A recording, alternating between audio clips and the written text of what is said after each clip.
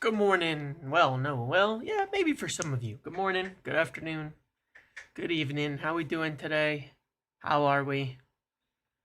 Hope we're good. Hope everyone is doing all right this Thursday evening. Um, yeah.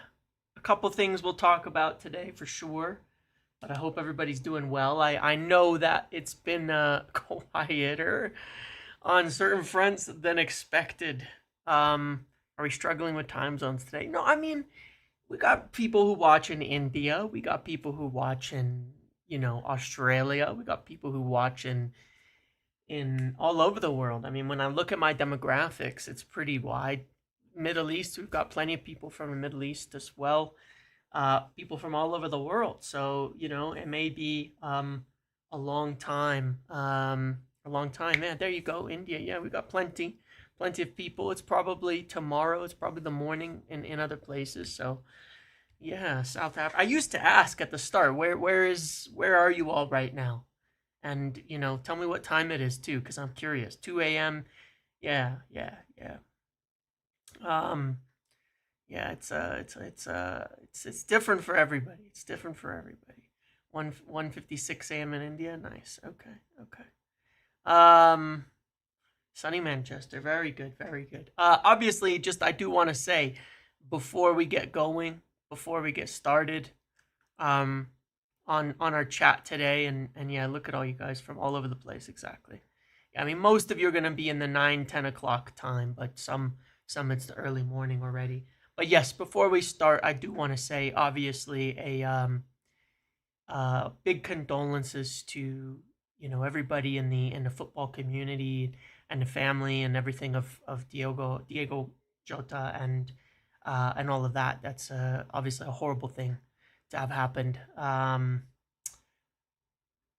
Somebody passing in that way, and family that they have, friends that they have, community that they have, and certainly all of the football community together, I think, will be sad and grieving for the loss of him and his brother as well. So a horrible thing with that, and you know, just sucks. It's just sad news. It's got nothing to do with football. It's all about humanity, and it's just a horrible thing to have happened. So I just wanted to say that first and foremost as well. Obviously, it's these kinds of things transcend anything to do with football and teams and all of that when those things happen. So sorry to hear that. It was an awful thing to wake up and I think for everybody to experience today and to see. Um, and all the best to his family and to everybody who has known him, to his wife, his kids, and all the rest. So yeah, very rough on that. All right. So, yes. Thank you all for being here on this Thursday. We'll try to move on to discuss all our situation, where we are at. But hopefully it gives a little perspective, as well on the reality of life and things like that too. Um, and what is so serious and not at the end of the day. And at the end of it, we are just discussing football. We're discussing transfers. We're discussing news, and just keep that perspective in play, and make sure nothing in anything that we discuss and we talk about and we follow with United shouldn't bother you too much. They're bigger things.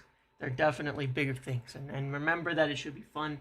What we're doing, what we're talking about, all of that stuff. It's all light in comparison to everything else here. All right. So, what do we want to do? I want to talk about, obviously, Elanga. Talk about Alvaro. Um, I want to talk about the Mbeumo edging closer. Um, and then we could talk a little bit more about Sancho and such as well. Talk about Mbeumo. I want to talk about the striker situation too, as there are some updates there that were seemingly missed because they weren't necessarily United updates, that indicate what Arsenal are doing. And yeah, that maybe change our direction, our targets in terms of striker and what it means. So before that, make sure you get in here. Have you liked the video yet? I wish I could give you too much more on Mbeumo, but everybody's kind of hearing the same thing. So we'll get to it. We will get to it. We saw the Mail Sport article, all of that. I saw the thing from the Brentford journalist. I saw that as well. Yep. And we'll talk about that in a minute. But again, I don't want to lead with it because there's nothing much to say in terms of new. So let's talk about Sancho a little bit first, and then I have kind of an agenda here. But I do want to talk about Sancho first, because I'm just looking at that update as well that Fabrizio Romano gave on Sancho and Juventus. And again, the important thing to note here, to understand on this whole Sancho and Juventus thing, is that the deal is moving. There's lots of talks happening. There's lots of ideas being presented. But the biggest problem we have here is, for this to happen, of course, Juventus and Sancho need to get closer. It's less to do with us at this stage. We kind of have our fee. We have that. It's less to do with us, and it's more to do with Juventus and Sancho and what they're going to do. Now, they're not going to obviously give him a contract of the salary he's getting now. I don't think he's expecting to get the contract of the salary he's getting now. I don't think he's waiting for the contract he's going to get now, but they do have to move a little bit closer, for something to happen. He says they cannot cover Sancho's full salary. So if there's no change in salary expectation, it'll be difficult. And this is kind of the point here, is that if there's no change in that, that's when you start getting into swap deals and things like that. And you start talking about why the fee has to change and where things start to get really complex with the deal. Now, the important thing to note here is that Juventus are very interested. They're working on this. They're willing to make kind of a deal here. And, he wants to join them and all of that. So hopefully a solution will be found on this. But right now, if you remember the other day, I said that United have to consider what to do. Do they push it forward and say, okay, we're just going to take the 25 million, pay off a bunch of Sancho and move on? No, that probably don't want to do that. The ideal is that Juventus and Sancho move closer. That's scenario 2. And then United get their money, pay off a little bit for Sancho, and on they go. And then option 3 is you get a bunch of, you get like complicated swap deals, things like that free up more funds, that bring it closer. United, as I'm told, have not ruled out the they've not ruled out someone like Douglas Luiz coming in this deal. They haven't ruled that out. So that's not an option that is off the table. It's not one that they're completely disregarding or not considering. It is something that could be considered. And at the very least, they haven't decided yet to say, hey, we won't accept something like that. The door's open for different things to make something work here. And so no final decision has been made from United's side on that perspective. At the moment, kind of think of it in those stages. They want to work through and hope still that Juventus and Sancho will come a bit closer on their deal before moving on to the alternative options in order to get something done. So we're going to have to wait and see how those talks go between Juventus and Sancho. But it does seem as though, I will say, again, DiMarzio and some others have been really good on this, quite ahead. So we'll see, based on their conversations, what's going to happen here.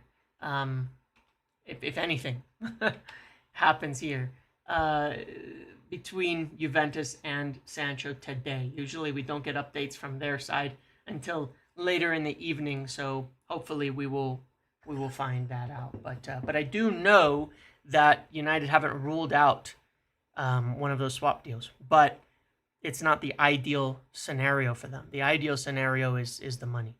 So I do know that has been under discussion, and it's not completely off the table or anything like that. So I think that's important to note because it could happen. You know, it's still a deal that could happen. That there's a swap involved in this. So that's on Sancho. I'm still pretty optimistic that we're gonna get something there. But let's move on to our major targets here, on major points of discussion, because I don't want to take too long today. I say that and then I end up talking for an hour and a half. But today I intend to not take too long for this video, because obviously there's not an enormous amount to say, and I don't really want to rehash things. For me, when there's not a lot of news going on, and we get together on these lives and things, it's a little bit more of like I don't know what would be the word for it. It's therapeutic for all of us to sit and chat and just enjoy it more than it is anything else. But there is some pieces of information to share in the striker section as well.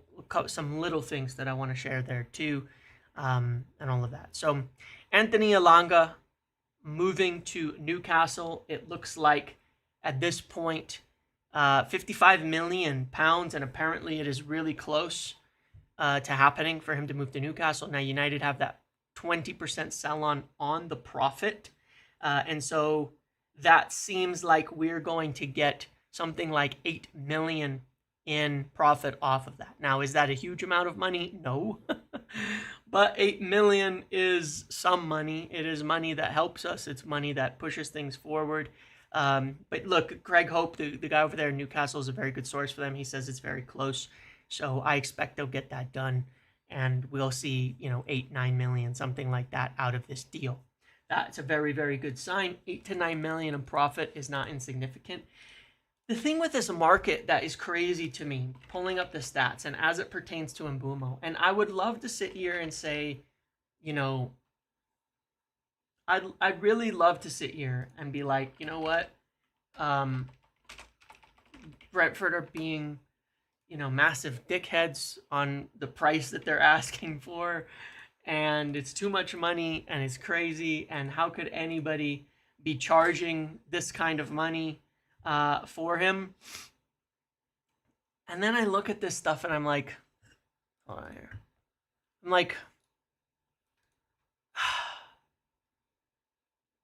maybe they're right. Maybe they're right, okay? Because, I look at Brian Mbeumo, 11 million. So that's it's percentage of profits, right? So whatever we sold for, you have to subtract the final fee from whatever we sold for, and then it's a percentage of that. So not the percentage of the whole deal, percentage of the profit. That's supposedly what the answer is. But you look at this and you go,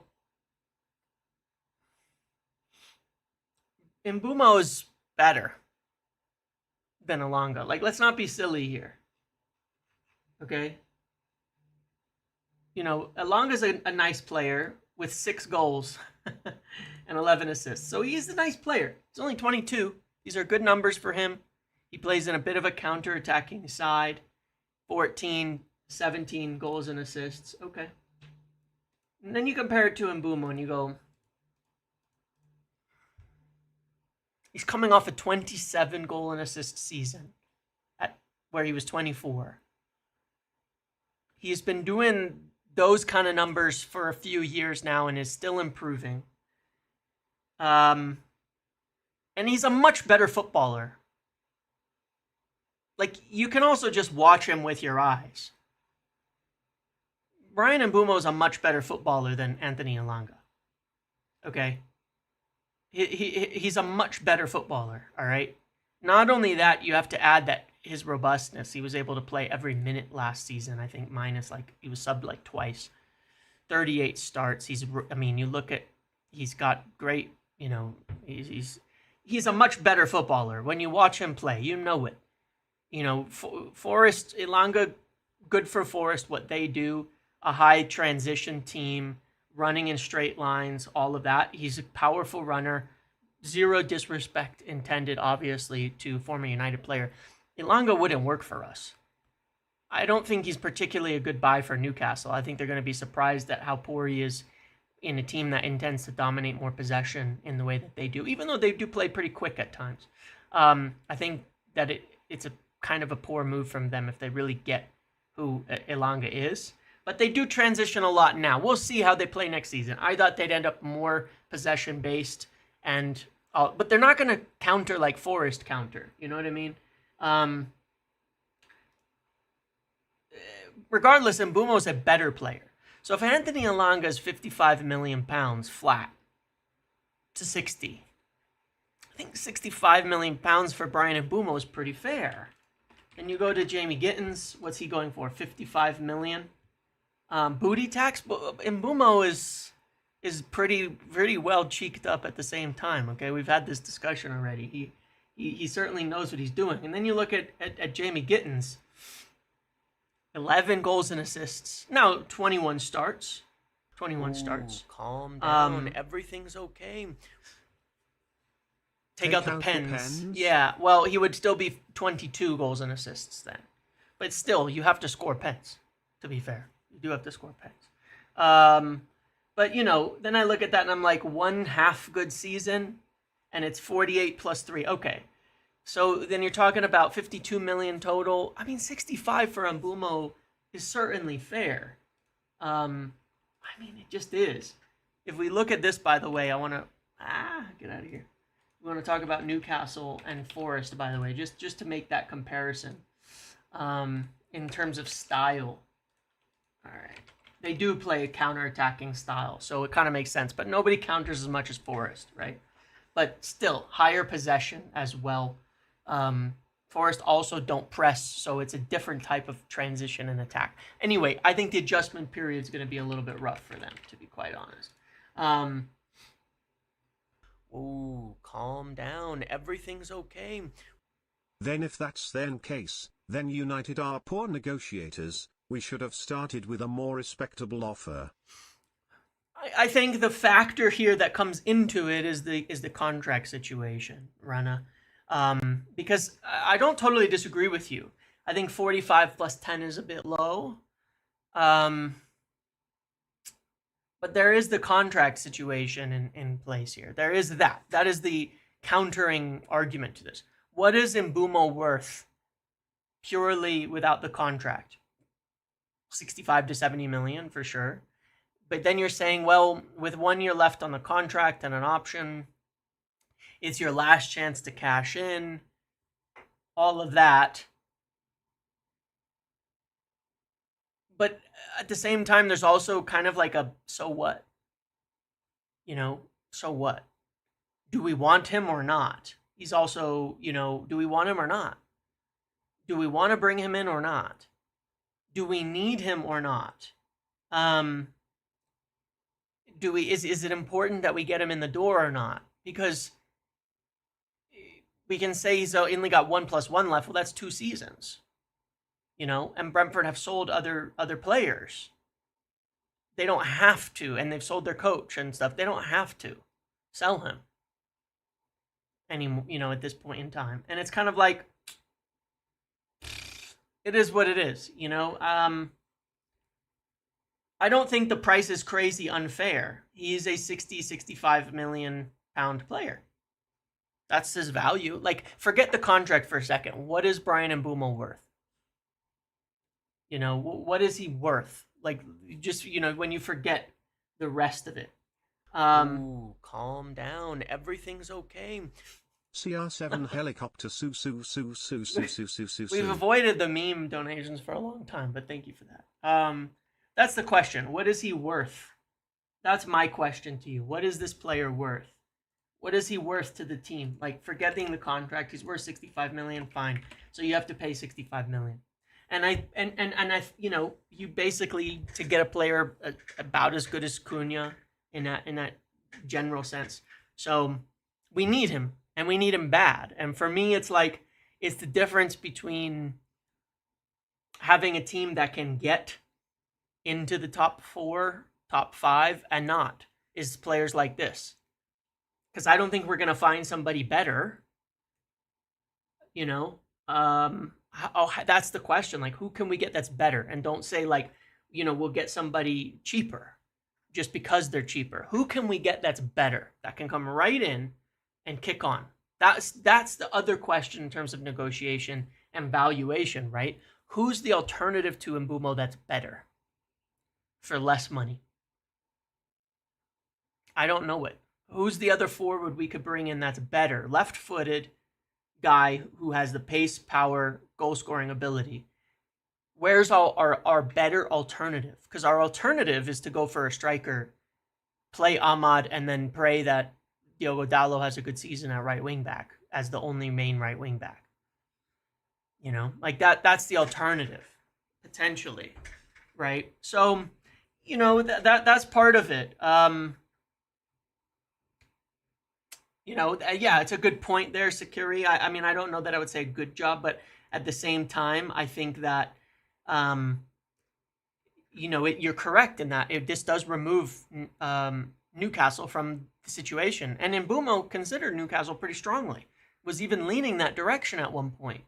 According to my information, as well as I spoke to somebody close to Arsenal who's very well informed, he was leaning to Newcastle at one point. So they might be thinking, oh, well, Newcastle might be there. You know what I mean? You know, even though we've briefed kind of the opposite, that he'll only join us. Yeah, I think that it does remove that in terms of competition. No, Marco Alcaraz is not, unfortunately, Vishesh. Sorry about that. But, you know, there's no better alternative, so that doesn't help us too much.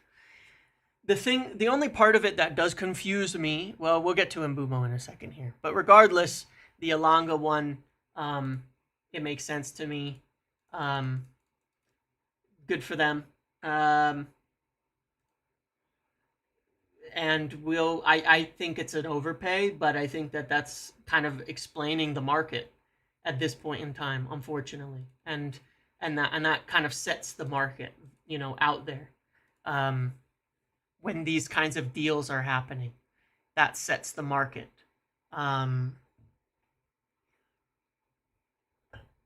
So it is what it is. I don't think we pivoted to Brian because it was an opportunity. I think that he was like, you have to understand. I want to explain once again the way that United's transfer business and setup is under this new regime. They have their ideas of obviously positions of need, but it's not the same as, did we get Ornstein? More than 50 million plus bonuses. Okay, so it's not quite done yet, but it's going. All right. We're not looking at it like, sorry, I feel like I have something in my eye. It's not like striker, then you go down the list of 6 strikers. It's, we need a striker, we need a right 10, we need a left 10, we need a midfielder, we need a center back, we need a goalkeeper. We'll get as many of these things done as we can. We'll get as many of these things done as we can.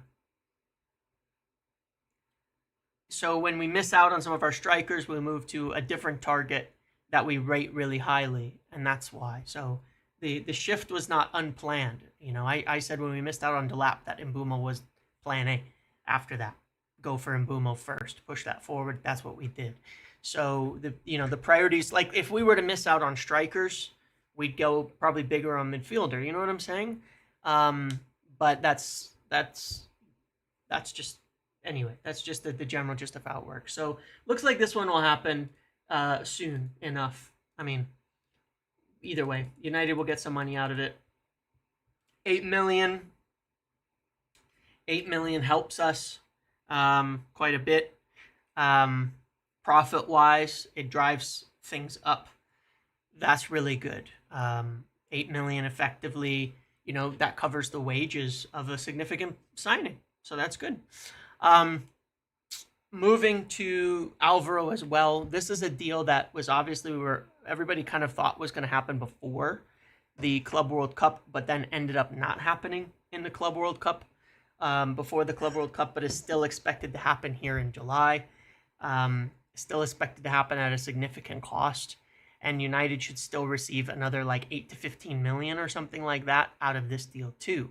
So this is a big amount of money in terms of profit that United will get as well, that they can forecast, you know, 20 to 25 million. So if you can imagine we sold a player for 25 million in profit or 20 million in profit, that's pretty big. That enables us to buy some serious player. So to cover, that covers wages, that covers, a yeah, it's pure profit by the books, these things. So it's just money.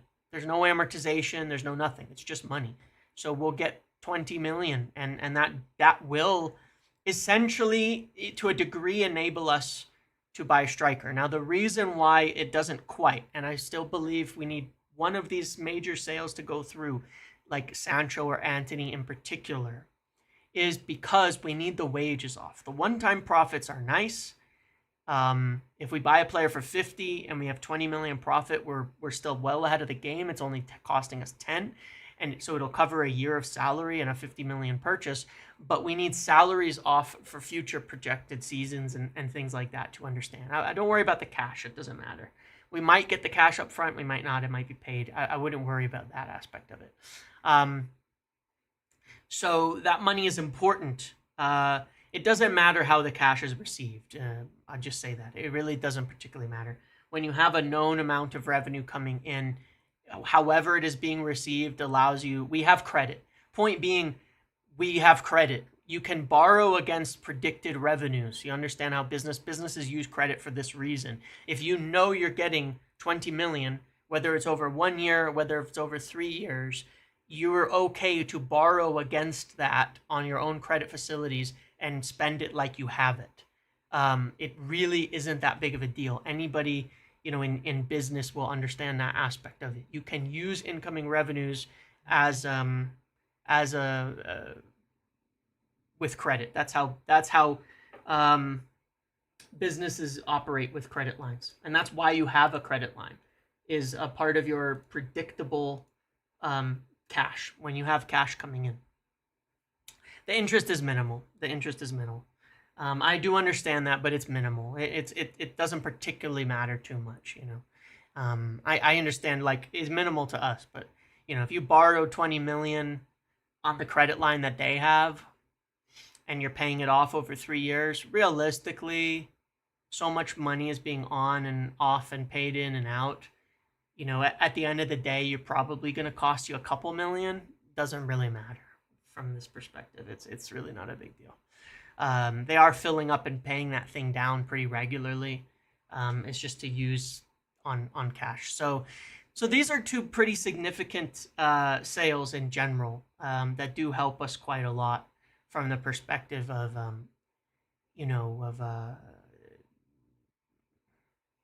what we can spend this summer, what we can do, and where we can move forward beyond this situation. So it helps, but I think we need still, specifically, like, if Elanga goes and we're getting that, and Alvaro's going and we're getting that, and Sancho goes, then I do believe that we will get that's enough for a striker. The other interesting thing here is that it kind of went under the radar, but in the Mail Sport article today too, they said that Betis have offered like 30 million pounds for Antony. Now, 86 divided by 5 times 2. Calm down. Everything's okay. Not gonna lie. Starting to worry about the window. I wouldn't worry about it yet. But I get it. I'm not gonna tell you not to worry either. I understand. I'm not gonna try to tell you that you shouldn't be or can't be.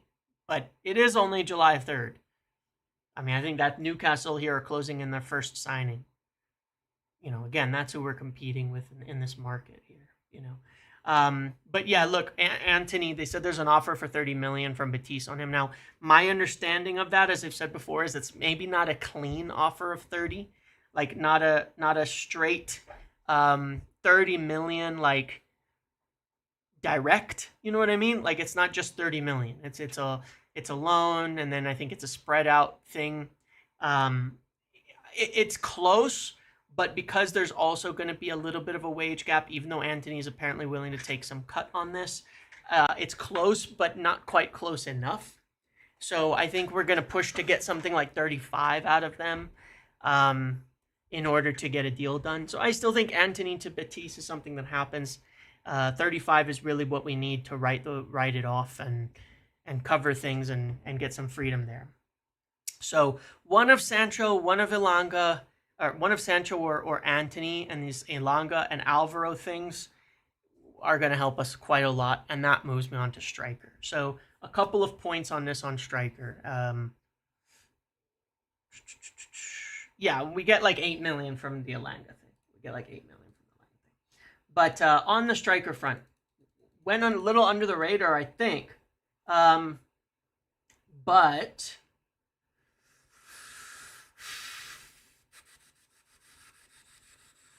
Arsenal, according to Sami Mokbel at the BBC, I believe, have moved and made some progress on Victor Gyökeres. Let's see. So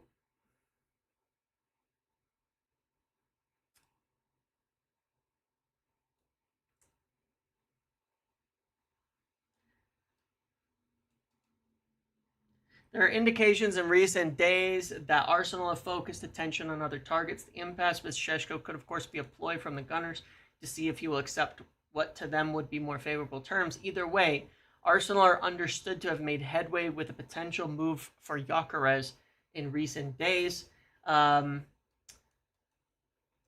mostly by Berta. He's very keen to join Arsenal. And then he mentions Watkins as well as like a cheaper option in there.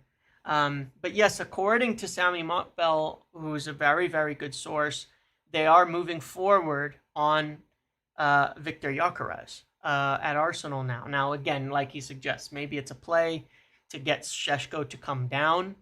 But right now we have to assume that that is the truth and that Arsenal are moving ahead now on Victor Gyökeres, which of course leaves to us Ollie Watkins. The price, as I said before, is not £60 million for Ollie Watkins. It would be closer to 50. Said that in yesterday's video. This was said in the Daily Mail by Wheeler and Salt today that Villa's asking price is 50 million for him. Well, a structured deal that reaches 50, I think, is more than fair for Ollie Watkins.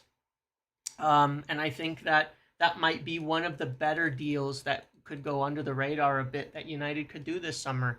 If you can do a 45 plus 5 or something like that, it's a solid deal, and it's one we could afford to do with a couple of these little sales. We can get that going.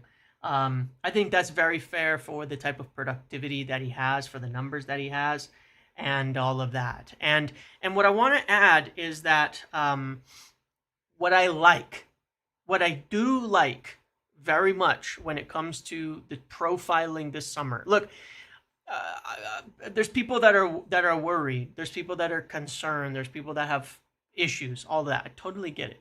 We haven't signed a bunch of players yet. We haven't made a ton of moves yet. We haven't got things done yet. Okay. However, there's things that have been done well and things that are remain to be seen. How this window goes and how we can judge this new leadership team and Ineos and all of them at the end of this window, right? What they have done well and what gives me confidence is when I see things like this. Liam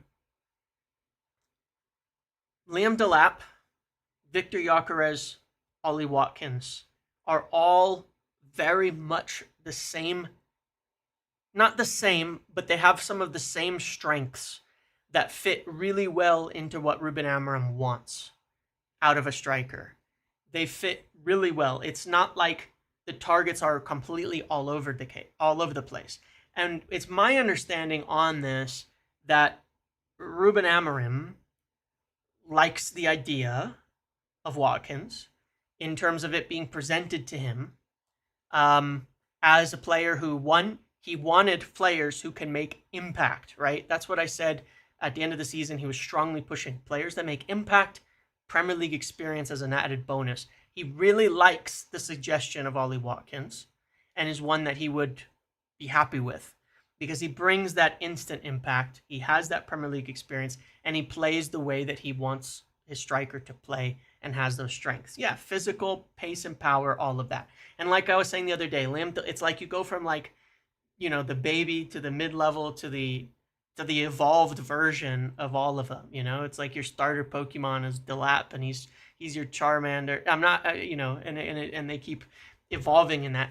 Ekatike, as I understand it, is certainly would be last on that list for Ruben Amorim, because one, he's not exactly the type that he wants, and he has his own concerns about buying more inexperienced players in his attacking position.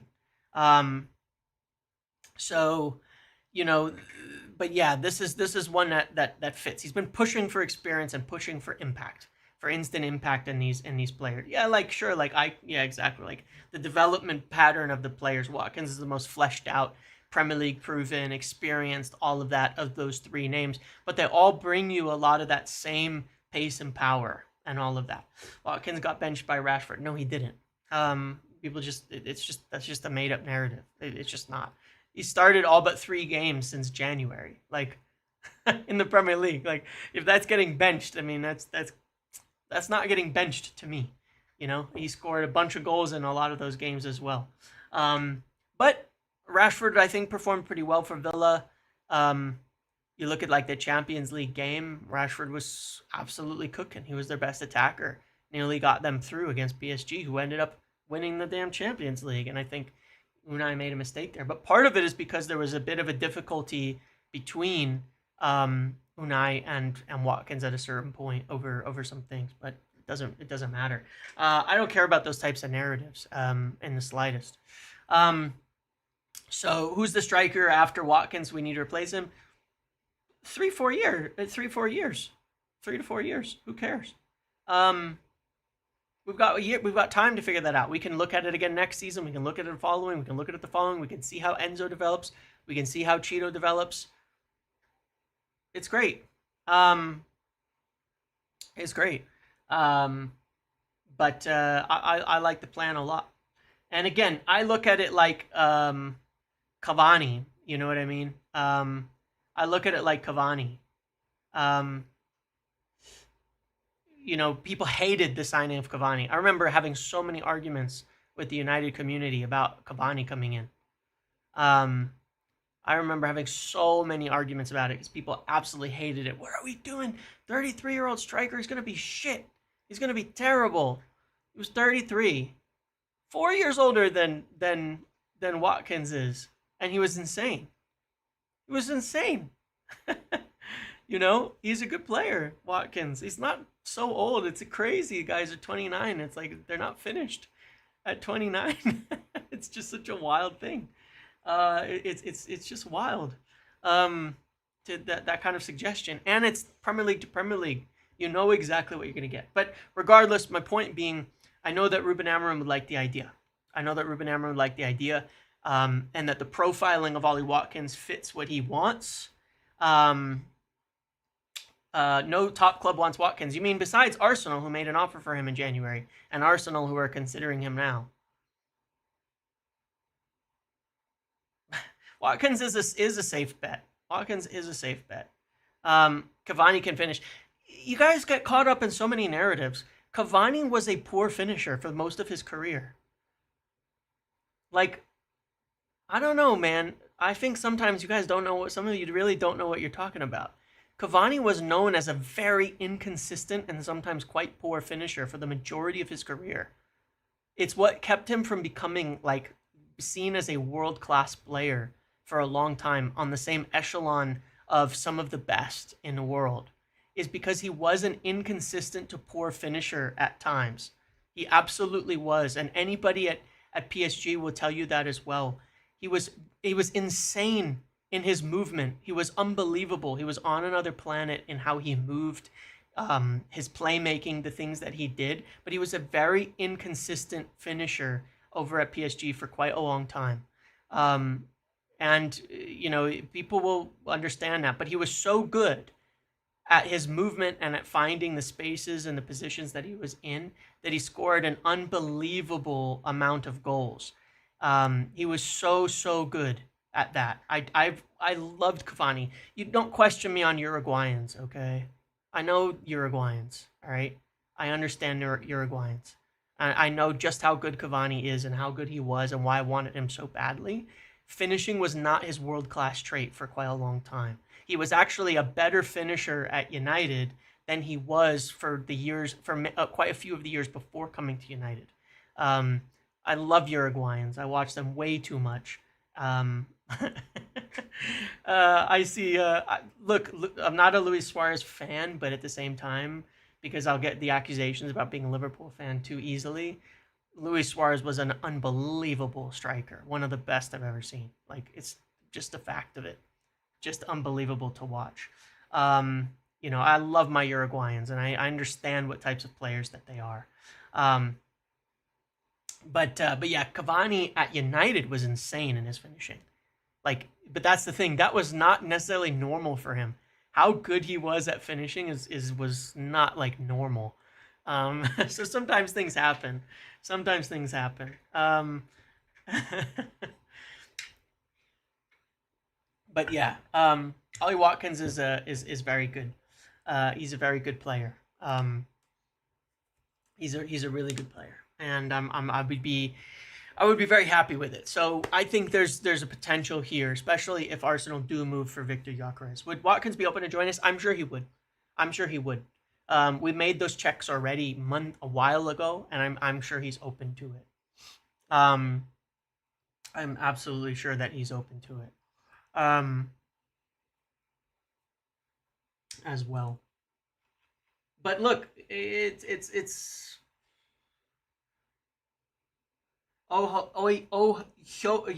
keeping up with the Portuguese. Yes, I see that Ohogo says that Gyökeres' agreement with Arsenal is about to fall apart. His agent is currently in talks with other teams. So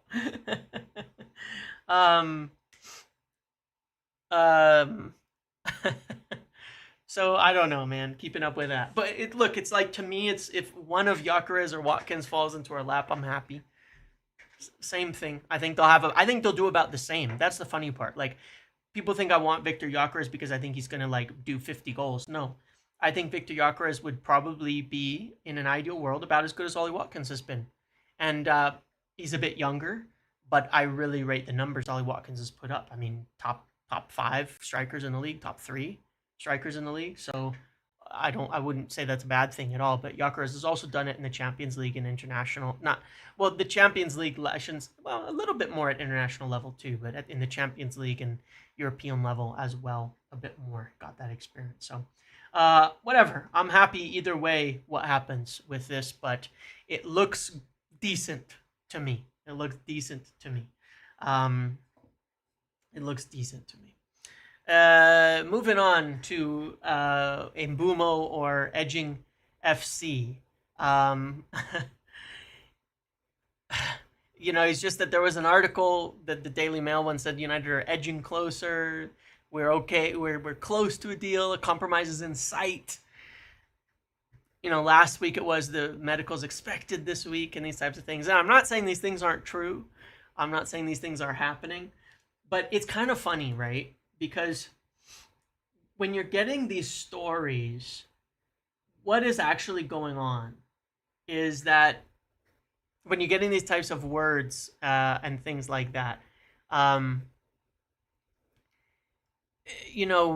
what's happening is that there are things happening and people are hedging their bets, okay? They're hedging their bets. Like, it's really funny. It was a really funny video. Did you watch? I don't know if any of you watched. I think it was the last time Laurie went on the paddock to do the chat with them. And they asked him, like, what do these things mean? And, like, when the journalists write lining up an offer, they mean they think an offer's probably been made, but they're not. But they're giving themselves wiggle room. And journalists leave themselves loads of wiggle room. And that's where a lot of times, like, unfortunately, like, there's a higher standard that people like myself are held to than most journalists. Because if I say United are working on and preparing a bid for this week, which I said on Sunday, I mean that. Literally, I know they're in discussions over another offer, not that they've made it. And then it comes across in the same way that it's not what I intended. I'm not hedging my bets on that. they were working on this new offer in discussions with Brentford about what this new offer would look like on Sunday, Monday. You know what I mean? And I wouldn't say a bid is in until it is, and I can confirm that for sure at this point in time. But regardless, you know where we're at, and what it tells me, in my opinion, is that we are really damn close, and everybody's kind of hearing it. Like, we're probably like in these discussions with Brentford, like working on this final fee, and it's like everybody knows it and everybody wants to say it, sort of, but there's nothing 100% that you can say. So you say things like lining it up, a compromise is in sight, things like that. You know what I mean? The bid may even be in, right? Like, that's the reality of it. The bid may be in, and we may be just discussing like some final details, some installments and shit like that. Could be. We don't know. We were discussing that yesterday. It's possible, but it is frustrating. Thank you for the reminder. I finished it. That's my goal, is always to finish it before I leave and then drink one at night as well. But it is frustrating. It is frustrating because, like I say, for me, thank you for the reminder. I just finished my full 20 ounces. Or it's actually more than 20. It's like 40 ounces. But like for me, the clock is ticking, here, and the clock ticks when we start training, because it's a waste. Every day that he's not in is a waste. But I still have ultimate confidence that this happens. I just don't know. I don't totally understand why it's dragging this week in particular. I understood why it hasn't gotten done last week. I was told again that it wasn't imminent, anything like that. And so I expected, all right, when it's not imminent, that means there's more work to do. Usually that's a week. Usually that's a little bit more. But now we're at like, okay, well, we're past beyond imminent. Why haven't we got it going yet? It's not like Braithwaite at all. In Braithwaite, we were so miles off the valuation. We bid, they wanted 70. We bid like 55 as a maximum. We didn't even bid higher than that because that was the maximum and we meant it. But we did have to walk away on that deal. We did have to walk away.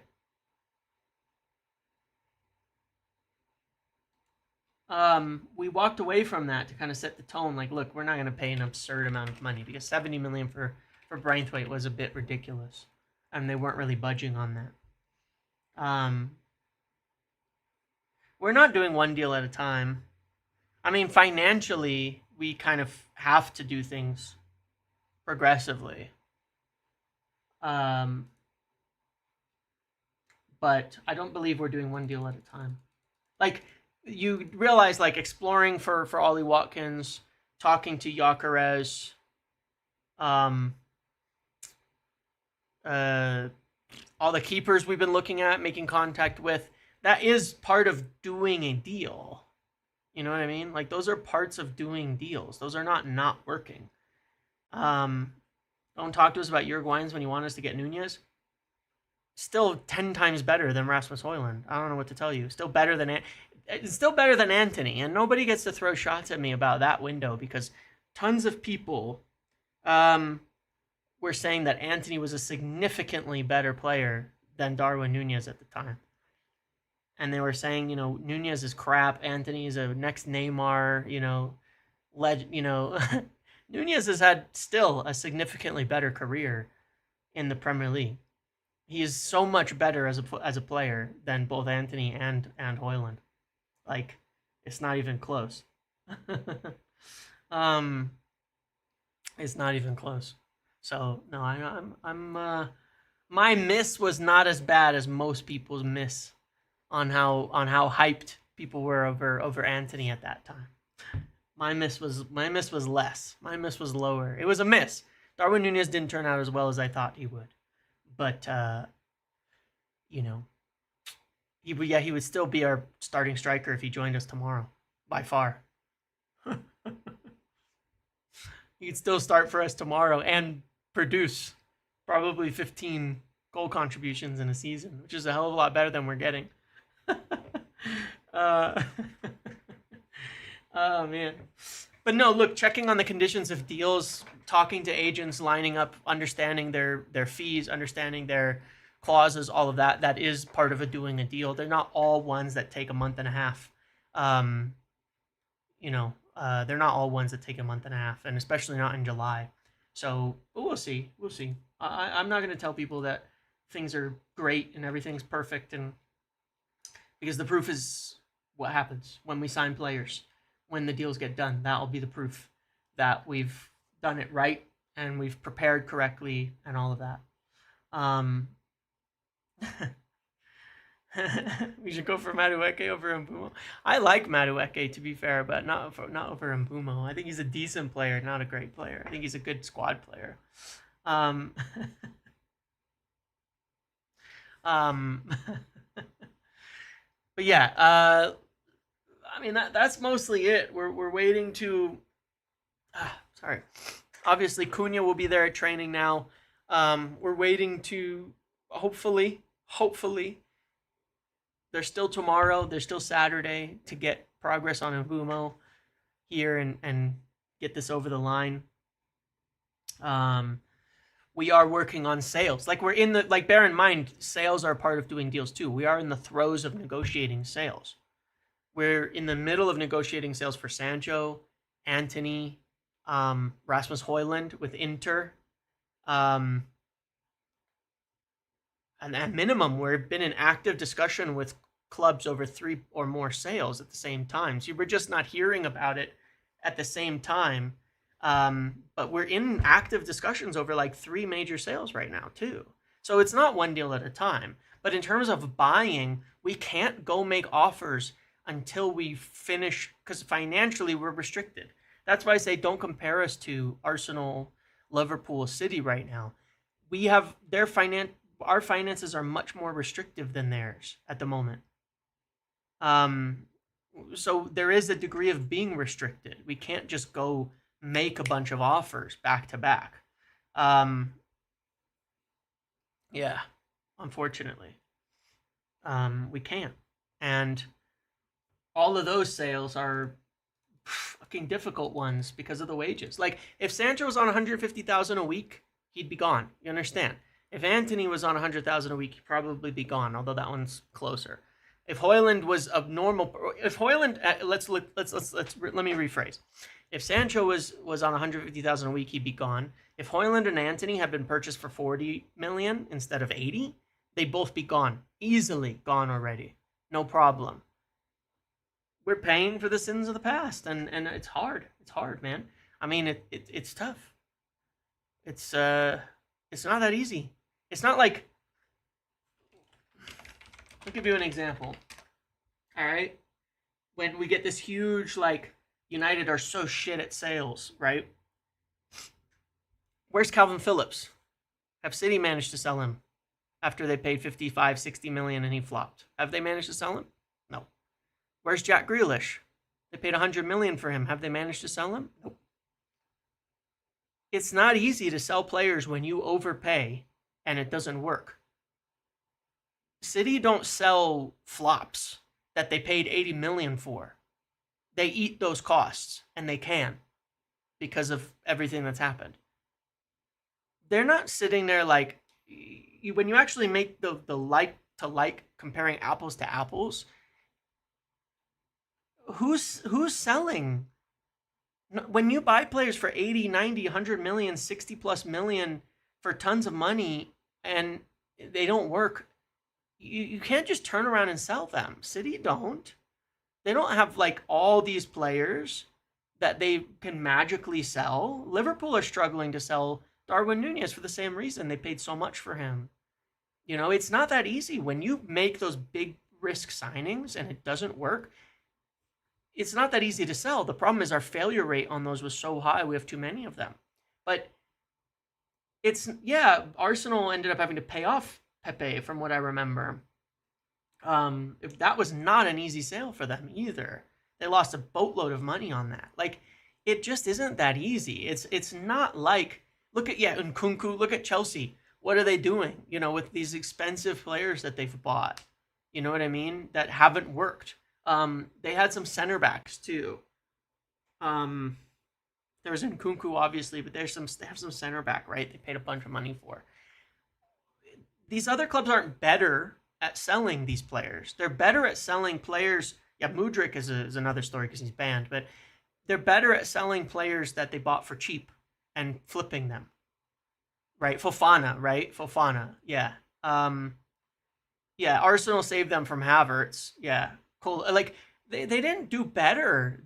When these clubs buy, Dizassi's still there. When these clubs buy expensive players and they flop, they don't sell them that much. It's not like they suddenly can sell them all. They can't. Ours are just shit, And Chelsea got bailed out to a degree because they have the same owners as a Saudi team, cheating, literally cheating. Essentially, was how they got bailed out that first Saudi window, where Saudi came in, bought a ton of Chelsea players. Look at Raheem Sterling. They haven't sold him. He went on loan. Well, did they sell him to Arsenal? Maybe they did for like pennies, right? Was he on loan or did he? Now I can't remember. No, he's still there. He's still there. Like, no, they haven't pulled, like, these teams haven't pulled off these blinders where they're able to sell all these flops that they bought, these expensive flops. They can't sell them either. They're in the same boat as us. Expensive flops are fucking tough to move on. So no, I don't see a ton of examples of expensive flops that teams have been able to just flip. João Felix, yeah, there's a good example too. Like Chilwell, yeah, man, that's a lot. That's a lot. So no, I don't sit there and say, well, the fact that we haven't been able to sell these insanely expensive flops is a problem with the current negotiating team, and that if we had Liverpool's team, that he'd be sold, or if we had City's team, they'd be sold, or if we had Chelsea's team, they'd be sold. No, they wouldn't, because they haven't sold those players that are in the same boat. Ours are just more noticeable for us because unlike Chelsea, we haven't blown insane amounts of money and been selling the club off. And unlike City, they made a lot better transfers too in general, so they could absorb a few bad ones. Same with Liverpool. We just have that shit issue, How can they spend and we can't? Well, City and Liverpool can because they've been successful.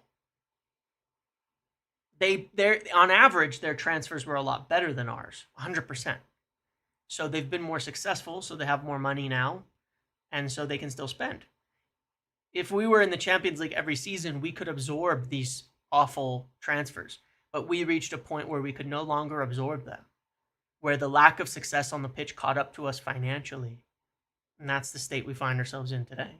So yeah, I don't think they've done a piss poor job about that. Chelsea, because they've sold off the hotel, you know what I mean? They sold off the hotel. They sold off the women's team. They essentially cooked the books. They did 9-year contracts for a whole summer until that was cracked down on. Chelsea went through every single possible loophole on top of having Saudi bail them out on, 100 million in purchases in that one summer as well. They've cooked the books like crazy, to get to this position, there.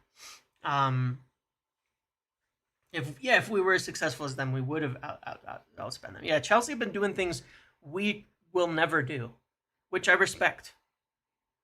I don't want to see Ineos sell off the women's team. I don't want to see Ineos sell off land. I don't want to see Ineos sell off Carrington. I don't want to see that shit. I don't want to see that shit. I hope we never do those things. I could not care less. I hope that the club never do those things because to me that is what is actually like stripping the club down, and dehumanizing the whole thing.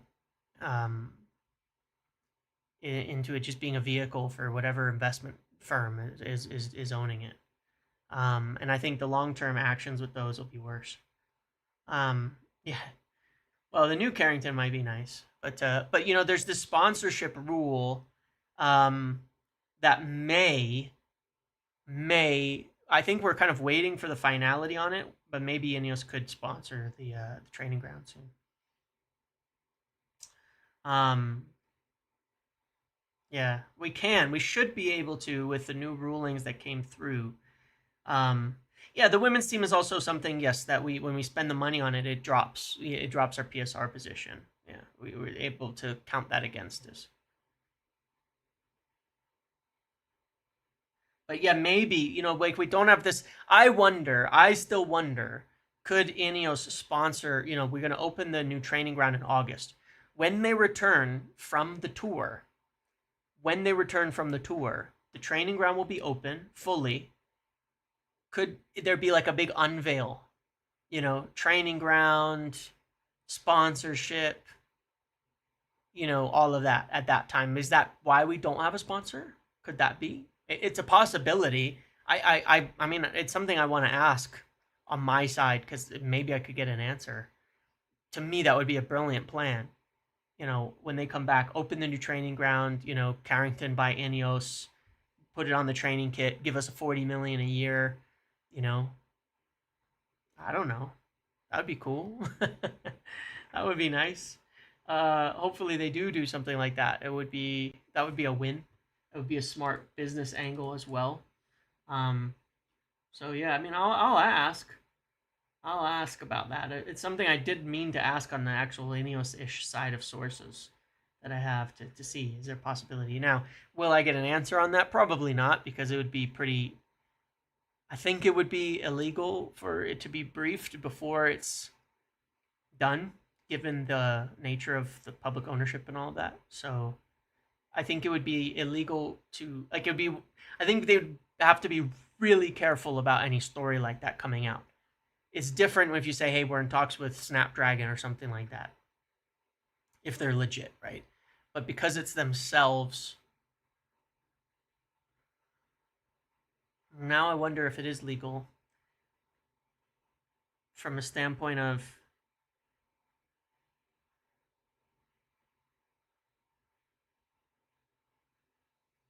Hmm, now I wonder if it is legal from the standpoint of public shares. Like, I guess it's just an investment from further investment from the ownership, right? As long as they're not buying and selling shares prior to announcing it, it should be legal. I'll tell you, like, let me explain why here. Like,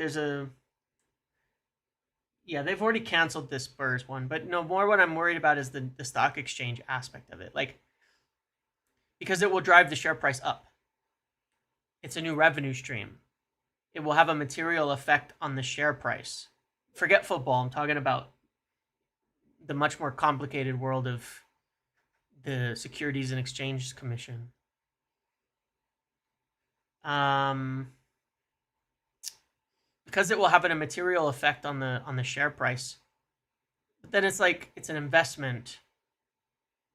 Like paying for the training ground is an investment that could have a material effect on the share price, which is fine. That's what an owner is expected to do. Is sponsoring your own business legal? I don't know. There's going to be people who know more than I do, but I can see, like, I can understand why, like, there's definitely a question there that I don't have the answer to that's worth asking, at least. Because I could see a concern where, say, then again, I don't see why not. I don't see why not. I'm not sure. The answer is I'm not sure. I think it would be okay. Yeah, if anybody is an expert in some of the most top end securities and exchanges laws, then feel free to pipe up. But City is not owned on the public. I'm not talking about football. Just understand, I'm not talking about football. I'm not talking about United. I'm not talking about anything. I'm talking about the New York Stock Exchange in particular. Like, if tomorrow Apple sponsored Apple and paid itself, but then Apple is the Apple would have to pay a subsidy. It would have to be a subsidiary because Ineos are not United, but Ineos own United. So if Ineos sponsored their subsidiary, that should be okay. Actually, I'm sure that there's because you can even do a sponsorship that includes ownership, that includes gaining ownership. It's probably okay. I don't know. It's probably okay. Yeah, this is real Yap. We're in the Yap. We're in the Yap. So we're in the. This is levels to the Yap area. I think it's okay. I think it's okay because you can sponsor and like it's an investment. It's an investment. So I would imagine it's okay. Yeah, I'm having a full-on two-sided I know. I'm fully talking to myself here. Sorry about that. But anyways, I'm speculating through my thought process on this. That's funny. Anyway, I'll ask someone about it either way. You never know. That's the best thing I could do. Was Douglas Luiz not a 6 for Villa? It's a good question. I see his skill set as more of a box to box, purely like a box to box midfielder, but I think he's too small as well. Like I wouldn't put him next to Bruno in the midfield because it's too small. I'll give some credit to Ugarte here, which people will not like, but Ugarte is actually quite good in the air. His dual winning percentages in the air are good. I'm not sure what Douglas Luiz's look like. Oh, that's the other thing I gotta add about Ollie Watkins. Again, very good in the air. So in that Cavani comparison, very good in the air. Ollie Watkins is really good in the air. He's a good header of the ball. Important. Let's look. How has he been in the air? This is not bad. These are not bad numbers. I mean, I don't know where. They're not bad numbers. 53%, 58%. Those are not bad numbers for a midfielder. He's short, but Douglas Luiz is bigger than Ugarte? No, definitely not. Absolutely not. Ugarte is definitely bigger than him. Question is how many? So Ugarte wins a similar percentage. Does a few more. I guess it depends on what types they're challenging, you know? What types. But no, look, I don't think Douglas Luiz is the right volume of defender to put as a 6. I don't think Douglas Luiz is the right type of player to put as a 6 for United. Not in this system. Not in this system.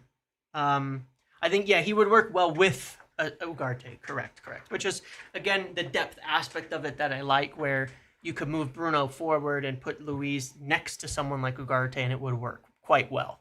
He'd make a good partner, but he shouldn't be the partner to someone like Bruno.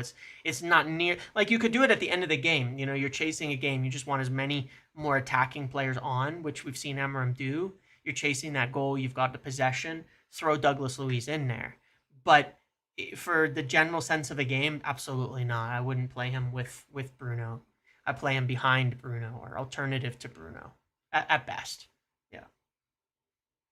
Do I think Wharton is? Wharton is a 6. Wharton is an out-and-out 6, 100% a 6. He's a sitting, sweeping 6.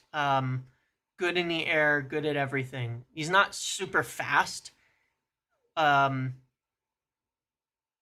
He's not like going to be your high... Like, I think Wharton is so good that you adjust the way you play the midfield around him. But he doesn't necessarily... Get your flowers, James, on Ugarte's second season. Hey, we'll see. Wharton reads the game really well. He's not a high presser, but I think you'd adjust the way you play to fit Wharton. Like, get your center backs pushing a little higher, you know, and let Wharton sit a bit more if you were to bring someone like him in. But he's really damn good. So Bruno next to Wharton, it would leave some gaps. There's no doubt about that, Warren. You would need the center backs to be really aggressive. You would need to make up for it elsewhere to a degree. Yeah, I don't disagree with you though, but I think that he's so good, you just would get him. If Tielemans Luiz midfield 2 works, why not Bruno Luiz? That's a good question. And I don't want to like answer that without understanding. Let's see. The question, I suppose, is one, did it work?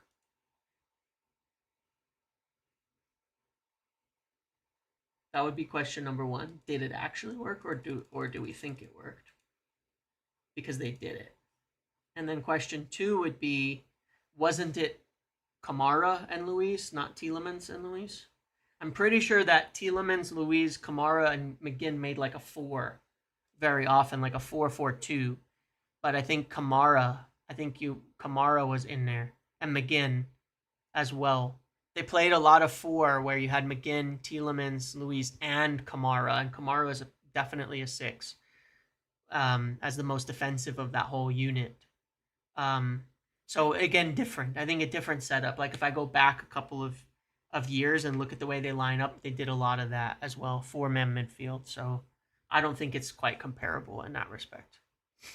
McGinn was kind of out wide, yeah, agreed. But I think the 3 would have been more Kamara, Tielemans, and Luiz whenever they could, because Kamara has been very good for Aston Villa. That wouldn't be legal. You couldn't artificially prop up your revenue by injecting yourself revenue. This would be considered market manipulation. Some people do it.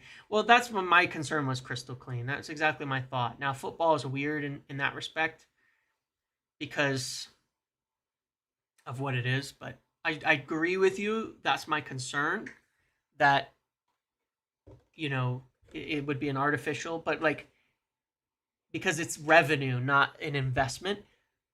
I think, Crystal, you know what would make it legal is if the investment for the sponsorship included something in return.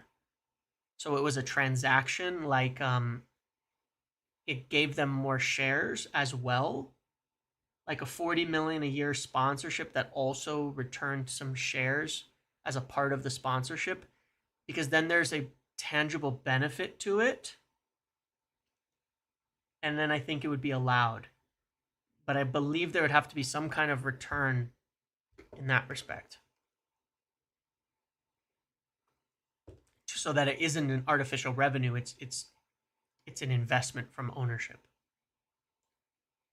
But for the Premier League rules, it would count as sponsorship, I believe. I don't know. It's a tricky complication trying to match these two completely irrelevant rule sets together, because the Premier League rules are completely irrelevant. So, fuck if I know, honestly.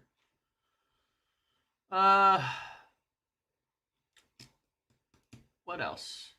Let's see if there's anything else I want to discuss today, and then we'll call it a day. I said I wouldn't be long. It's been an hour and 13 minutes. All right. I'm gonna end it there. Let's end it there, because otherwise I will actually never stop talking.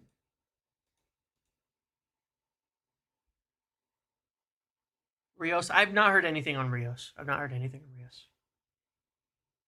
Yeah, their interest being minority could matter too. Anyway, I'll ask somebody. Who knows? All right, guys. See ya. Good talk. Good chat. Nice video. Thanks for hanging out. Very pleasant crowd today. I appreciate you all. Hope you've all had a good evening. Hope you've all had a good day. Hopefully, July 4th tomorrow here in the States. So for anybody, happy Independence Day. We celebrate that day. While I spend all my time talking about a British club, But anyway, thank you all. I'll see you later. Have a good one, everybody. See you later. Good night.